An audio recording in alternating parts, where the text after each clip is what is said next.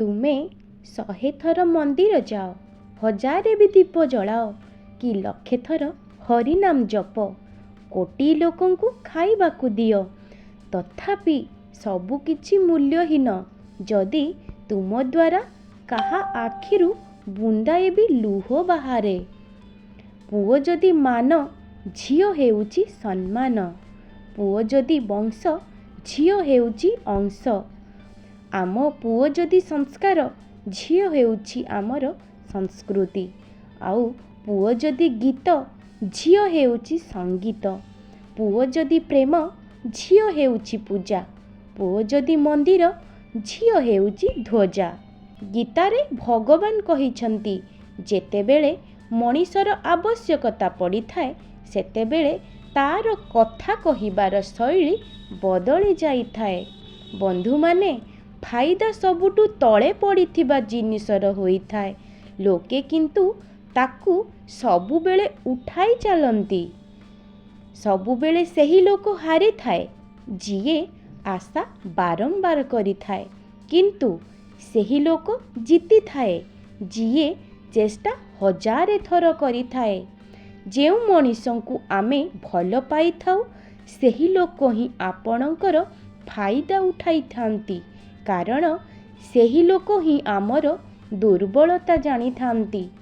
ଏମିତି ନିଜକୁ ଚାଲାକ କରନ୍ତୁ, ସମସ୍ତଙ୍କୁ କ୍ଷମା କରିଦିଅନ୍ତୁ।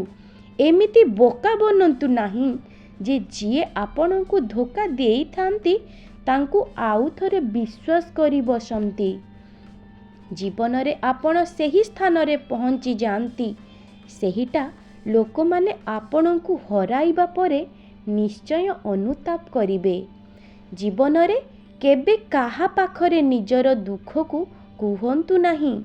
ଆପଣ ଯେମିତି ଅଛନ୍ତି ସର୍ବଶ୍ରେଷ୍ଠ।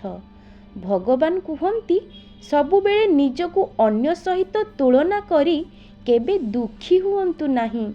ଭଗବାନ କାହାକୁ ବିନା କାରଣରେ ଗଢ଼ି ନାହାନ୍ତି। ସମସ୍ତଙ୍କର କିଛି ନା କିଛି ଗୁଣ ଥାଏ। ଯଦି କେହି ଆପଣଙ୍କୁ ଅଣଦେଖା କରେ, ବିଲକୁଲ ବି ଖରାପ ଭାବନ୍ତୁ ନାହିଁ, କାରଣ ଲୋକେ ସବୁବେଳେ ଆପଣଙ୍କର ପରିସ୍ଥିତି ହିସାବରେ ଜିନିଷକୁ ଅଣଦେଖା କରନ୍ତି। ସେହି ଲୋକଙ୍କ ପଛରେ ଗୋଡ଼ାନ୍ତି ନାହିଁ ଯେଉଁ ଲୋକଙ୍କୁ ଆପଣଙ୍କର କୌଣସି ଆବଶ୍ୟକତା ନାହିଁ। ଭଗବାନ କୁହନ୍ତି, ଭୁଲ ସବୁ ମଣିଷଙ୍କର ହୋଇଥାଏ, କିନ୍ତୁ ସେହି ମଣିଷ ତାର ଭୁଲକୁ ସଜାଡ଼ିଥାଏ ଯାହାର ମନ ନିର୍ମଳ ଆଉ ହୃଦୟ ସଫା ଥାଏ। ସମସ୍ତଙ୍କୁ ନିଜର ସମୟ ଜରୁର ଦିଅନ୍ତୁ, କାରଣ ପ୍ରଥମ ଆବଶ୍ୟକତା ଆପଣ ନିଜେ ହୋଇଥାନ୍ତି। ସମ୍ପର୍କ ଯେତେ ଖରାପ ହୋଇଥାଉ ତାକୁ କେବେ ଭାଙ୍ଗନ୍ତୁ ନାହିଁ, କାରଣ ମଇଳା ପାଣି କେବେ ଶୋଷ ମେଣ୍ଟାଇ ପାରେ ନା, ପରନ୍ତୁ ନିଆଁ ତ ଲିଭେଇ ପାରେ। ଦୁନିଆ ଯେତେବେଳେ ଅସୁବିଧାରେ ପକେଇଥାଏ, ସେତେବେଳେ ଭଗବାନ 1000 ରାସ୍ତା ଦେଖେଇଥାନ୍ତି। ବିଶ୍ୱାସ କରିବା ବାଲା ଲୋକେ ବୁଦ୍ଧିମାନ ହୋଇଥାନ୍ତି, କିନ୍ତୁ ବୋକା ମଣିଷ ବିଶ୍ୱାସ ଭାଙ୍ଗିଥାନ୍ତି। ଯଦି କେହି ବୁଝୁନାହିଁ, ତାକୁ ବୁଝେଇବା କ'ଣ ଦରକାର? ଆଉ ଯିଏ ମାନୁନାହାନ୍ତି ତ ତାକୁ ମନେଇବା କ'ଣ ଦରକାର? ସ୍ୱଚ୍ଛ ମନରେ କୌଣସି ଦରକାର ମଣିଷର ସାହାଯ୍ୟ କରନ୍ତୁ ତ ଦେଖିବେ ମନକୁ ବହୁତ ଆନନ୍ଦ ମିଳିବ। ଯାହାକୁ ଯିବାର ଅଛି ତାକୁ ଯିବାକୁ ଦିଅନ୍ତୁ। ଯଦି ବି ସେ ଆଜି ରହିଯାଇଛି, କାଲି ତ ସେ ନିଶ୍ଚୟ ଯିବ। ମଣିଷଠାରୁ ମଣିଷ ଅଲଗା ହେବାର କାରଣ ହେଲା କଥା ଆଉ ପଇସା। ଯାହାକୁ ସ୍ୱପ୍ନ ଦେଖିବାକୁ ଭଲ ଲାଗିଥାଏ, ତାକୁ ରାତି ଛୋଟ ଲାଗିଥାଏ। ଯାହାକୁ ସ୍ୱପ୍ନ ସାକାର କରିବାକୁ ଇଚ୍ଛା ଥାଏ, ତାକୁ ଦିନ ଛୋଟ ଲାଗିଥାଏ। ନିଜକୁ ଏତେ ବି ମହଙ୍ଗା କରନ୍ତୁ ନାହିଁ କି ଲୋକମାନେ ଆପଣଙ୍କୁ ଡାକି ପାରିବେ ନାହିଁ, ଆଉ ନିଜକୁ ଏତେ ଶସ୍ତା କରନ୍ତୁ ନାହିଁ କି ଲୋକମାନେ ଆପଣଙ୍କୁ ନଚେଇଥାନ୍ତି। ଚୁପ୍ ରହିବା କେବେ ଖରାପ ହୋଇନଥାଏ। କିଛି ଯନ୍ତ୍ରଣା ଏମିତି ଥାଏ କି କଥା ପର୍ଯ୍ୟନ୍ତ ଟାଣି ନେଇଥାଏ। ସବୁ କିଛି ଠିକ୍ କରିବାକୁ ଅପେକ୍ଷା କରିବେ ତ ବସିକି ହିଁ ରହିଯିବେ। ସାହସ ରଖନ୍ତୁ ଏବଂ ନିଜେ ଉଠନ୍ତୁ। ଆପଣଙ୍କ ଜୀବନରେ ସବୁ କିଛି ଠିକ୍ କରିଦିଅନ୍ତୁ। ବନ୍ଧୁମାନେ, ଭଗବାନ କୁହନ୍ତି ଦୁନିଆରେ ସେହି ଲୋକମାନେ ସବୁଠାରୁ ଅଧିକ ଖୁସି ହୋଇଥାନ୍ତି ଯେଉଁମାନେ ଜାଣିଥାନ୍ତି କି ଅନ୍ୟମାନଙ୍କ ଉପରେ କୌଣସି ଆଶା ରଖିବା ବୃଥା ହୋଇଥାଏ। ଜୀବନରେ ଦୁଃଖ ମିଳିବା ବି ଜରୁରୀ ହୋଇଥାଏ, କାରଣ ଯଦି ଆପଣ ସବୁବେଳେ ଖୁସିରେ ରହିବେ ନା, କେବେ ବି ଆପଣ ଆଗକୁ ବଢ଼ିପାରିବେ ନାହିଁ। ଏହିଭଳି ଖରାପ ଚିନ୍ତାଧାରା ମଣିଷଙ୍କ ପାଖରେ ଥାଏ। ସେମାନେ ଭାବନ୍ତି ଏକୁଟିଆ ରହିଲେ କ'ଣ କରିହେବ, କିନ୍ତୁ ଟିକେ ଦେଖନ୍ତୁ ସୂର୍ଯ୍ୟକୁ, ଯିଏ ଏକୁଟିଆ ହିଁ ସାରା ଦୁନିଆକୁ ଆଲୋକ ଦେଉଛି।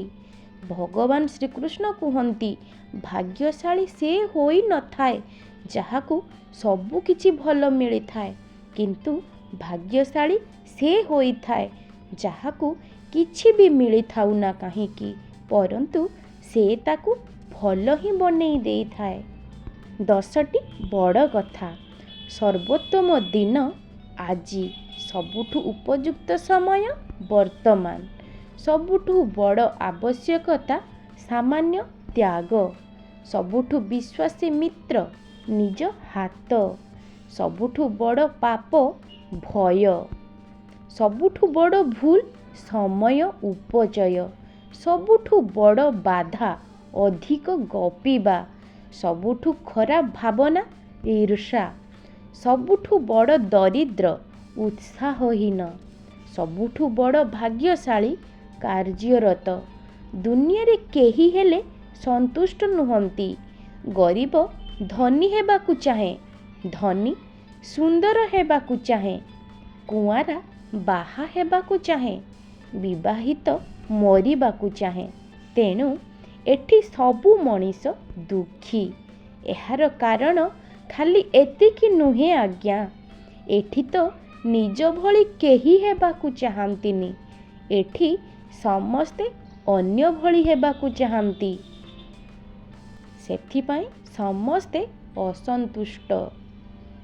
ବନ୍ଧୁଗଣ, ଭଲ ସମୟ ନିଶ୍ଚୟ ସମସ୍ତଙ୍କ ଜୀବନରେ କେବେ ନା କେବେ ଆସିଥାଏ। ବାସ୍ ଧୈର୍ଯ୍ୟର ସହ ପରିସ୍ଥିତିକୁ ସାମ୍ନା କରନ୍ତୁ। ଯଦି ଏହି ଭିଡ଼ିଓଟି ଆପଣମାନଙ୍କୁ ଭଲ ଲାଗିଥାଏ, ଭିଡ଼ିଓଟି ଲାଇକ୍ କରି ଚ୍ୟାନେଲକୁ ସବସ୍କ୍ରାଇବ୍ କରି ରଖନ୍ତୁ ଏବଂ ଏହିପରି ନୂଆ ନୂଆ ଭିଡ଼ିଓ ଦେଖିବା ପାଇଁ ଆମ ଚ୍ୟାନେଲ ସହିତ ଯୋଡ଼ି ହୋଇ ରୁହନ୍ତୁ।